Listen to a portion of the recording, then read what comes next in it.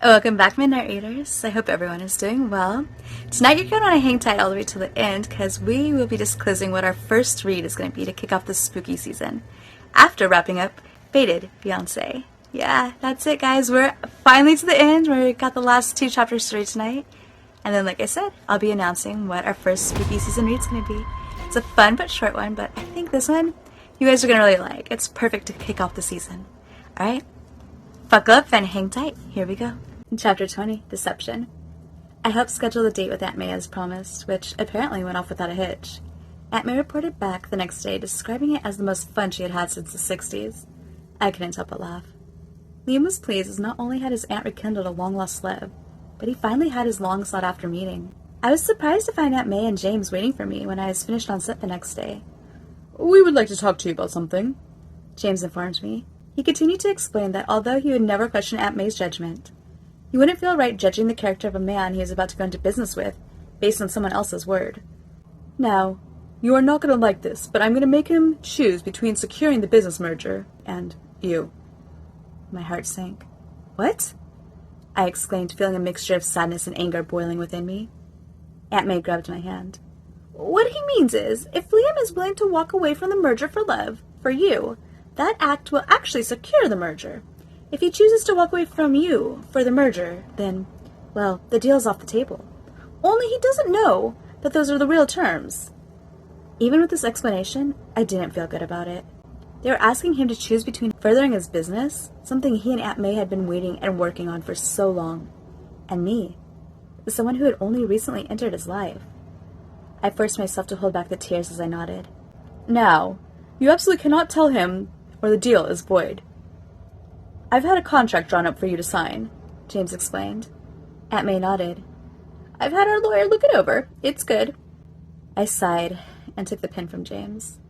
As I handed the document back to him, he held onto my hand. "From what I've seen, you have nothing to worry about. He'll choose you." I looked down at the ground embarrassed about what I was going to say. And what if my world is shattered? What if he doesn't?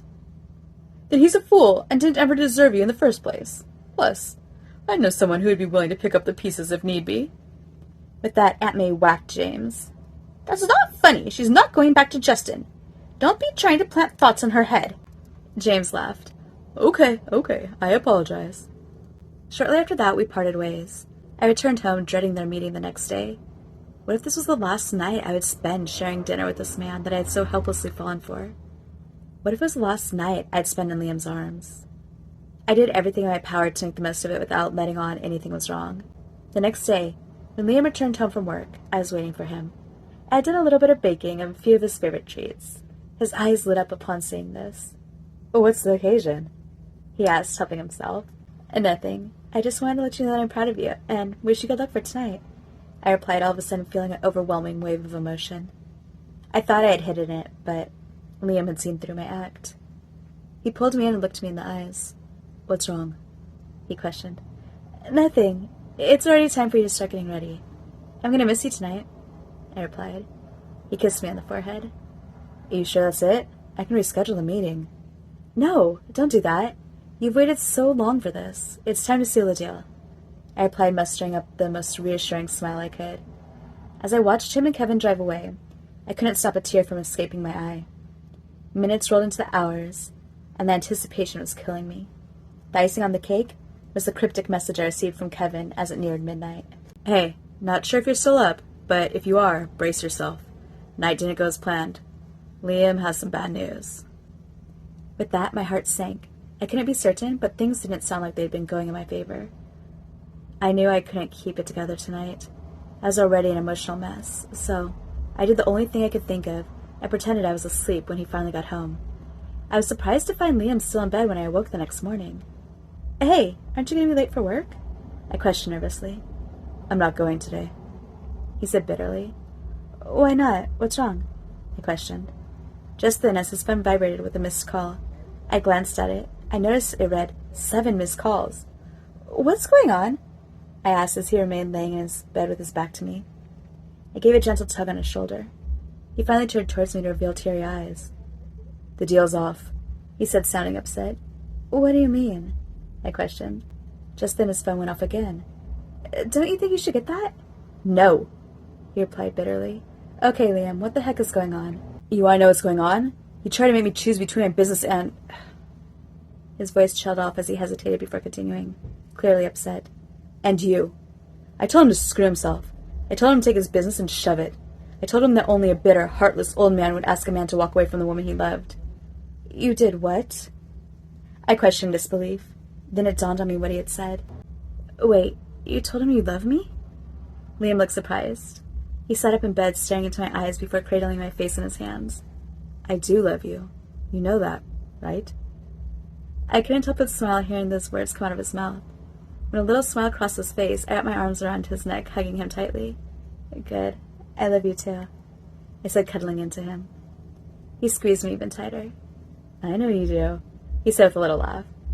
So I guess congratulations are in order for your upcoming merger, I said excitedly. Didn't you hear me? You told me to choose. I chose you.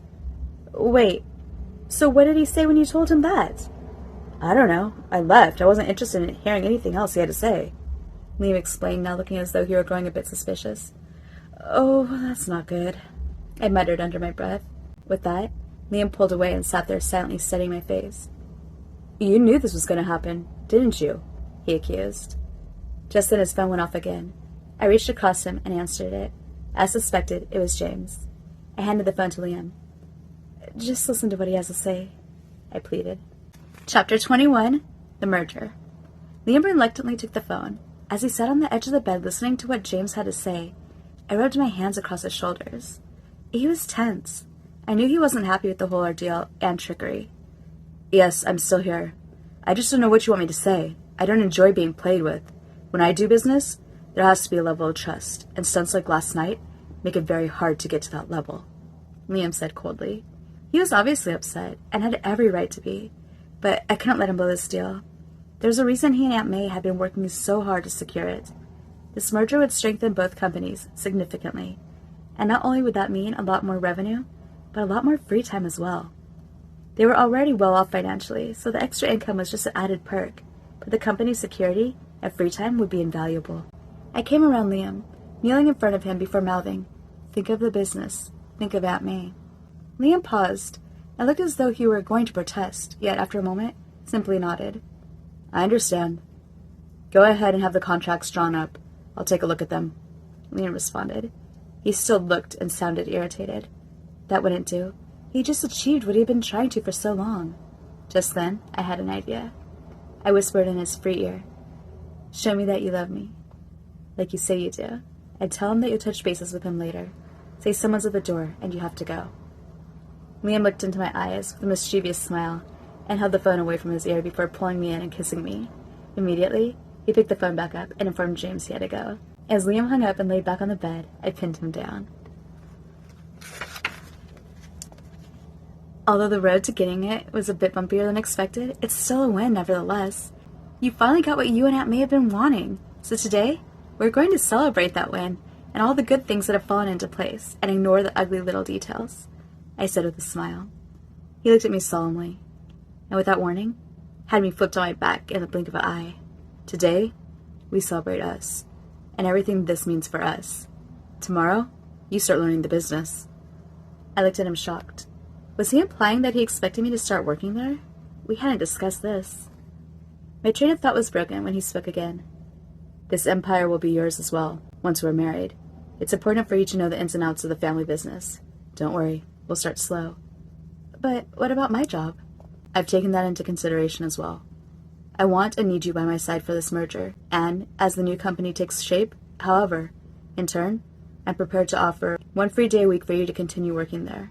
Now, before you decide that isn't enough, just hear me out. Not only will you be working there 1 day a week, but I'll join you for that day. It's time that I start giving back to the community as well. And, to sweeten the deal, our company will become their biggest benefactor.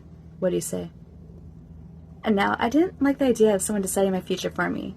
However, I couldn't bring myself to protest, as everything he was offering was everything that I wanted. I could start to see worry sweeping across his face with my lack of response. I stuck out my hand to shake his. You have yourself a deal.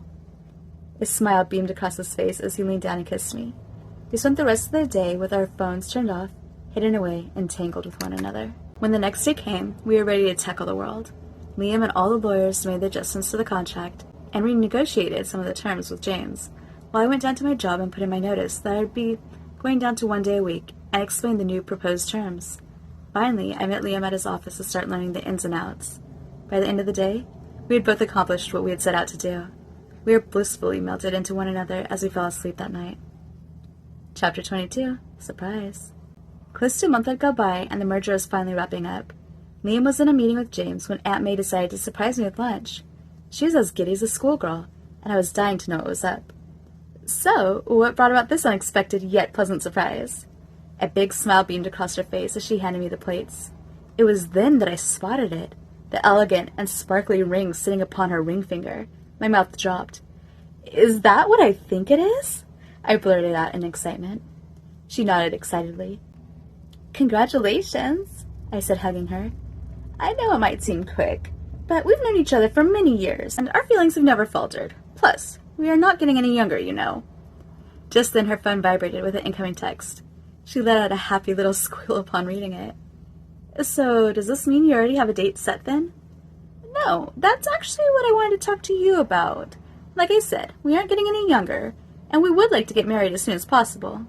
"Oh, well, if you're really sure about this, let me know what you need me to do to help."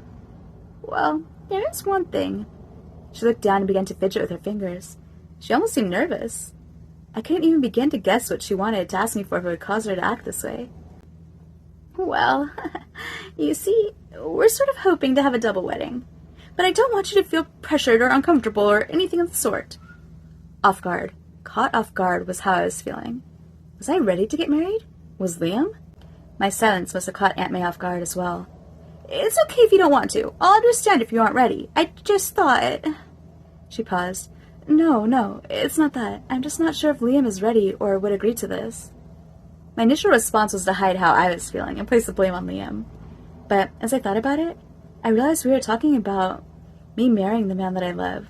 Why should it matter if it was in a few weeks, months, or years from now? "Well, that's the thing. I have already spoken to Liam, and he's agreed, assuming you're happy about it.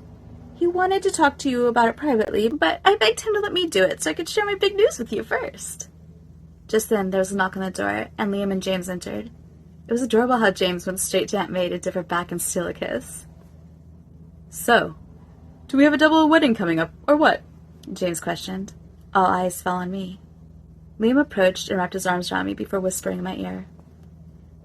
"We are only doing this if you're 100% sure that you want to.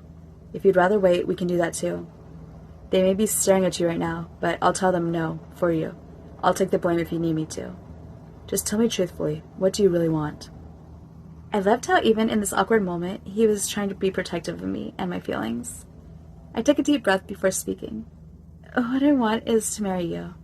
I suppose when we do it isn't an issue." With that, he picked me up and spun me around as Aunt May let out an excited yelp. The wedding was set for a month out, and was what Aunt May referred to as intimate, a guest list of just shy of 500. It was beautiful and went off without a hitch. We took turns taking our honeymoon, so there was always someone there to run the business. Liam and I went first. After we returned from our 2-week tropical getaway, Aunt May and James embarked on their adventure of island hopping for the remainder of the month. As I snuggled up with my husband after a long but productive day, I couldn't help but smile as he kissed my forehead and pulled me in closer. Who would have thought that my helping a feisty little old lady who had spilled her purse would have ended up turning into the greatest story of my life? And guys, that's a wrap on Fated Fiancee. I hope that you enjoyed listening to it just as much as I enjoyed reading it to you. As promised, I am about to announce what our first spooky season read is going to be. However, before I announce it, I have a question for you. What is your favorite season, and why? Is it the fall, with the changing colors of the leaves and the crispness in the air? The winter, the colder seasons? Do you like to bundle up? You know, the boots and sweater weather? Or is it spring, when everything comes back to life with fresh color? Or summer? Do you like it toasty? Yeah, so comment down below if you're on Spotify. There's a poll for you to take. Go ahead and do that. Otherwise, just leave us a comment and let us know. I'd like to hear what my readers think as well.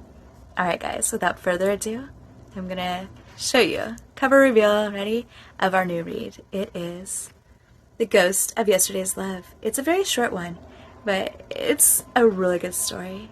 Here's the little blurb about it. After surviving her first heartbreak, followed by a grueling final 2 years of college, Nessa returns home only to be plagued by a phenomenon that she can only attribute to fatigue or possible insanity: a vanishing man. She only has 2 questions. Is he real? And what does he want? Alright guys, so tune in next time, next week, and this is what we're going to begin reading. Hope you all have a wonderful night.